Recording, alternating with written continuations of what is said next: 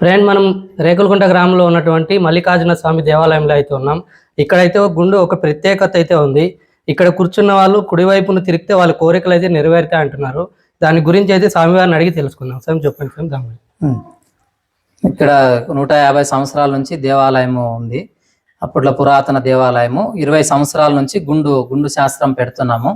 వాళ్ళ మనసులో కోరిక, మనసులో ప్రశ్న అనుకొని ప్రతి సోమవారం మాత్రమే అభిషేకం అయినాక మహామంగళారతి 12 గంటల తర్వాత సాయంత్రం 8 వరకు ఇస్తుంటాము. ప్రతి వారము సోమవారము కోరిక, మనసులో కోరిక అనుకొని పూజ చేసి కూర్చుంటారు. మనసులో అనుకొని అది కుడిపక్క వస్తే మీకు కుడి చుట్టూ ఎన్ని చుట్లు వచ్చినా అనుకొని కూర్చొని దిగేసేయాల.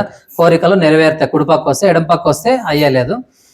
మనసులో ప్రశ్న అనుకొని కూర్చొని పూజ చేసి అడగాల. మనసులో ప్రశ్న అనుకొని కుడిపక్క వచ్చిన వాళ్ళందరికీ అనుకూలమైంది, సక్సెస్ అయింది. 20 సంవత్సరాల నుంచి సంతానం కాని వారు కూడా నీళ్లు పోపించుకుంటుంటారు.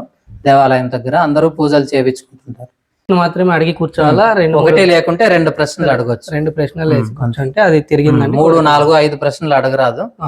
అంతే, ఒకటి లేకుంటే 2 ప్రశ్నలు అడగొచ్చు. అవి కోరిక నెరవేరినాక తర్వాత వచ్చి అడగొచ్చు. Okay sir. అట్లా.